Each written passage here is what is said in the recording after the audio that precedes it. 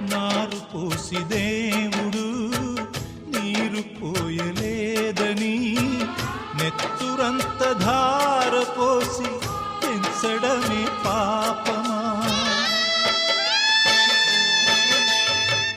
ఏరు దాటి వెంటనే పడవ కాచువారిలా అయిన వాళ్ళు మారిపోతే అంతకన్న శాపమా?